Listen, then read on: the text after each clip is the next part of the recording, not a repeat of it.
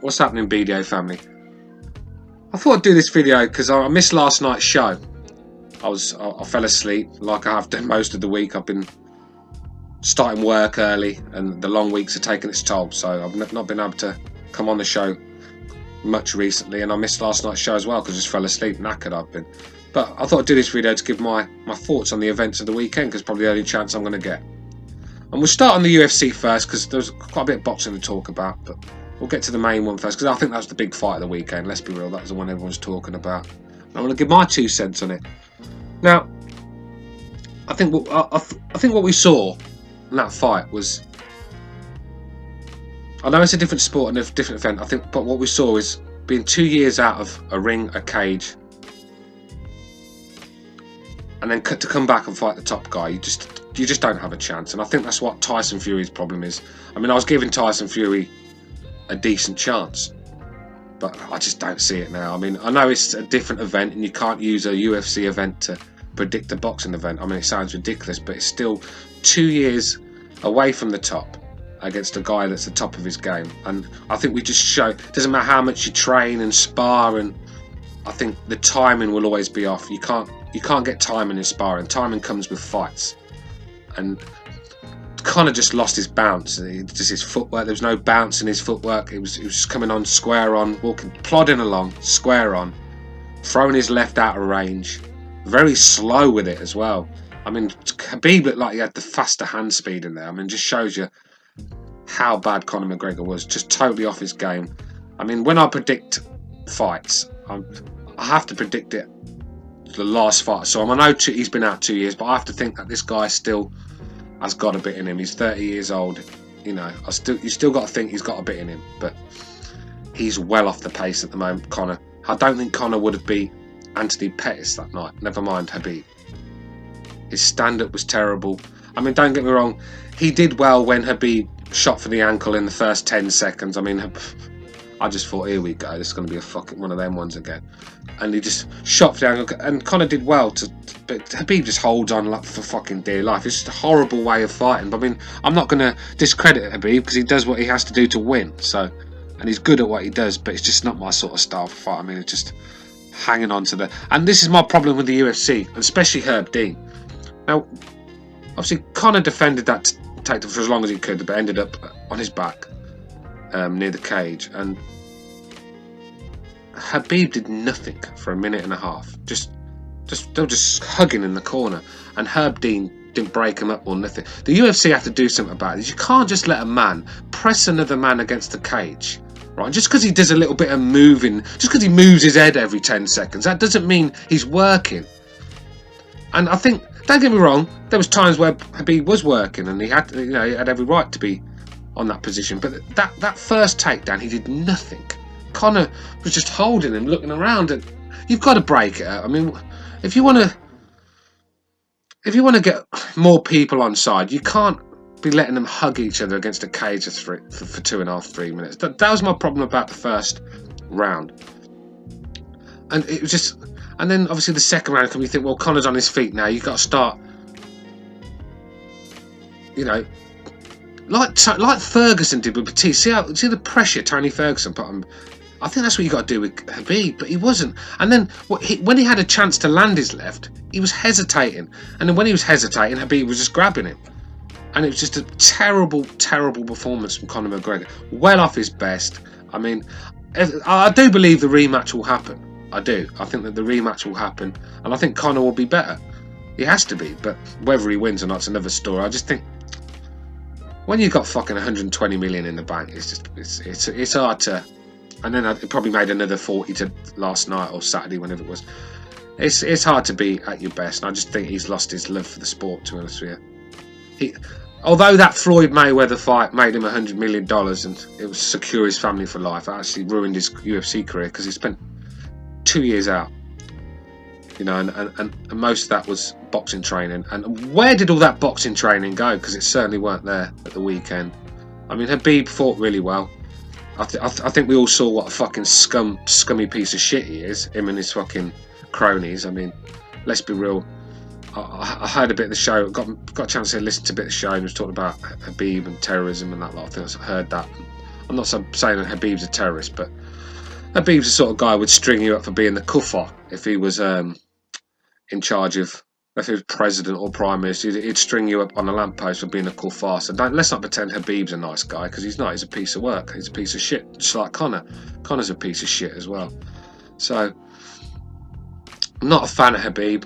I don't think Habib would beat Tony Ferguson. I know boxing style likes to think I don't like Eastern European fighters. When I'm a Usyk fan, Lomachenko fan, when I praise Povetkin, he's just a fucking, you know, he just sound bites. He is.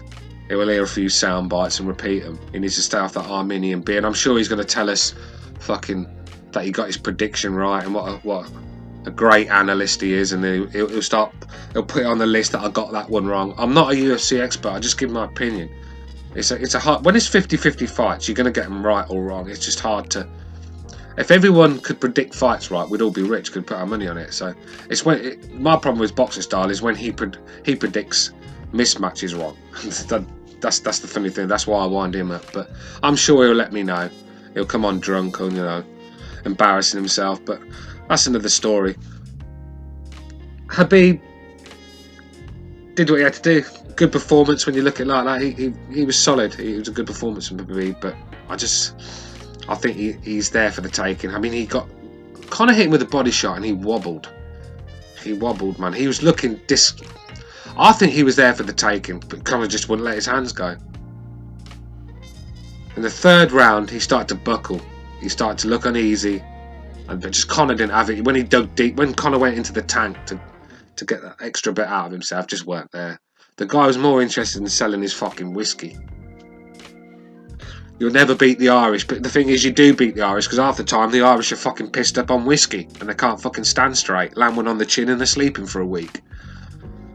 You know, I don't want to hear. I'm half Irish. I don't want to never beat the fucking Irish. What do the Irish win at? Nothing. And I'm half Irish, so all you paddies want to come on here give me shit. We're a nation of losers. That's what you are. Just keep it real. Keep it down the middle.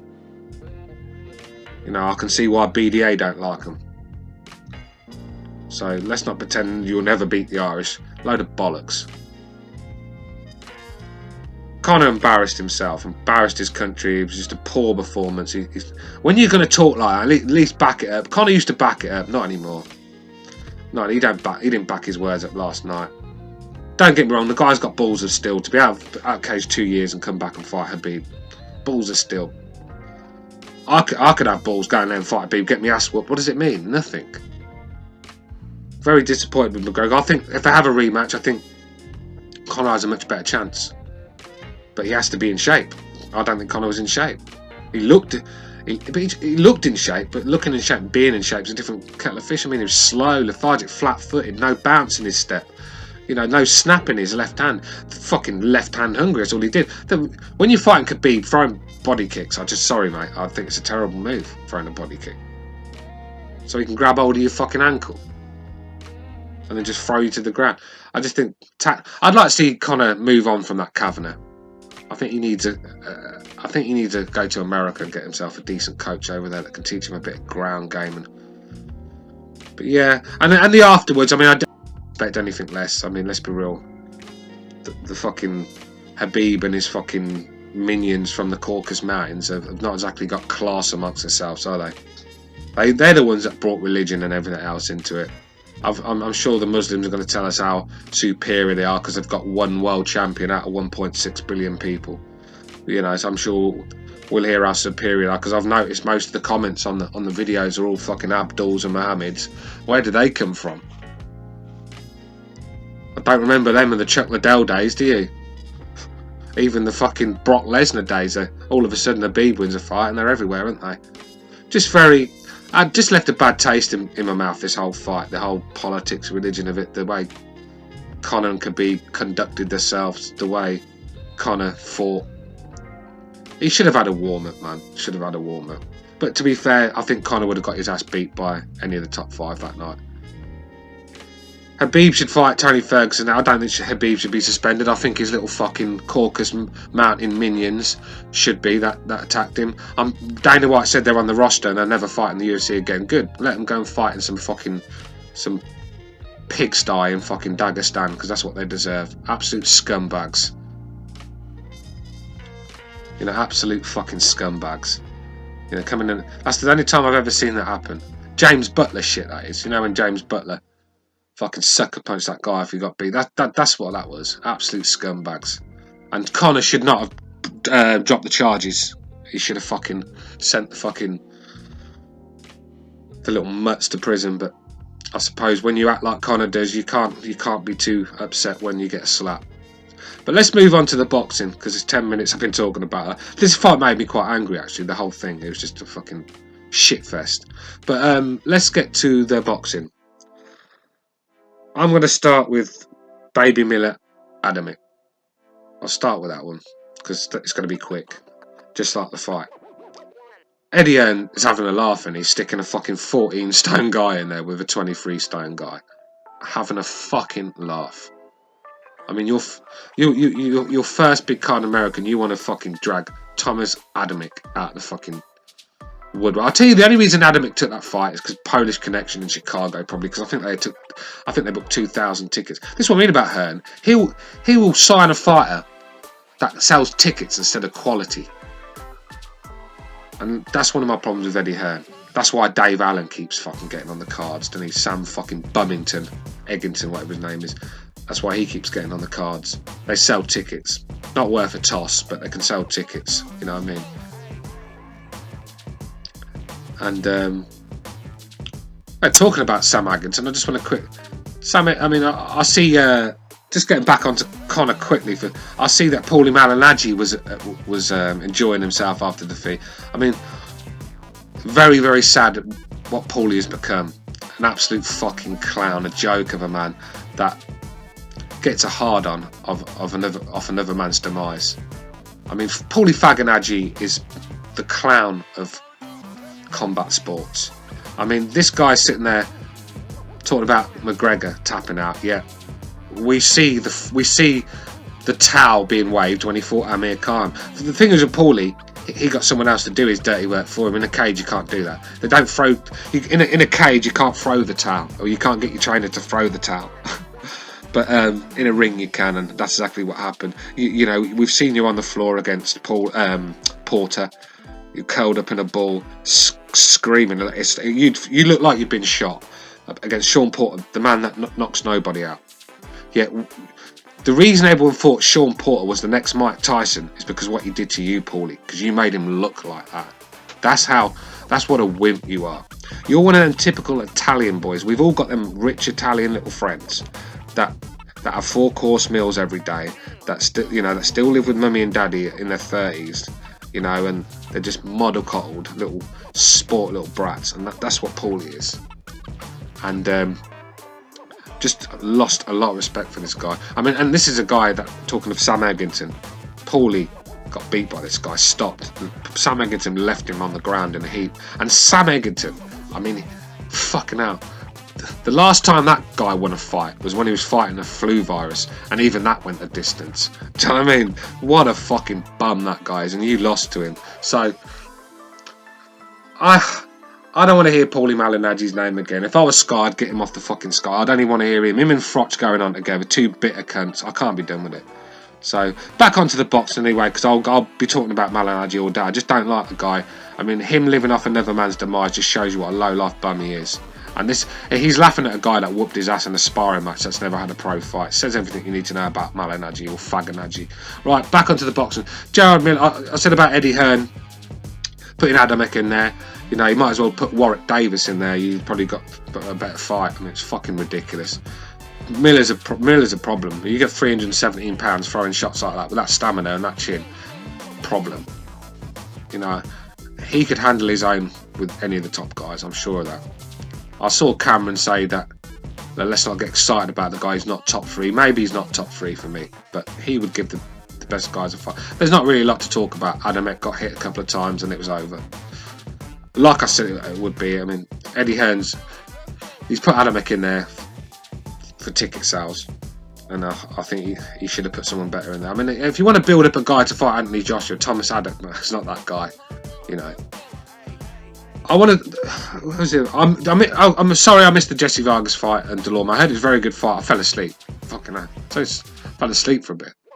And then I think I woke up for the Conor fight. But yeah, I fell asleep, so I can't really give my part. I heard it was a good fight. There was points draw, wasn't it? Delorme dropped Vargas in the last round, and I think that's what got him the draw. I mean, I know Vargas is in line for Porter next. I'm not really sure that's a fight I'm too keen to see, to be honest with you. Jesse Vargas is getting too many opportunities for me, and he's not taking them. But Jack Catterall, Ahara Davis. That's the fight I want to talk about now. Probably one of the worst fights I've ever seen. Was a fan of Jack Catterall until Saturday night. I'm not anymore. That was a disgrace, and that's what I see in a lot of young fighters these days. Just not that will and heart to put it on the line. Just do enough to win. And Ahara Davis, I mean, let's be real.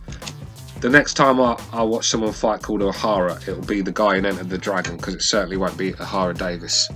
He is fucking dreadful. The guy's got no heart.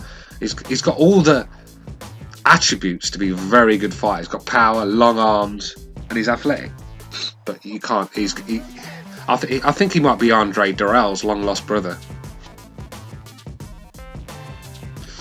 Jack Catterall was a fan. I thought he was terrible, and I actually disliked his video on IFFilm TV, and I said, look, I ain't got time for cunts like this that steal a living out of boxing. You know, you're at that stage where you can go and make a name for yourself. You are on the undercard of some fucking guy called Archie Stone, whatever his fucking name is. Never heard the guy in my life. You was on his undercard, for fuck's sake. Or you might have been main event, but it was his tickets. You guys couldn't sell a fucking bingo hall out.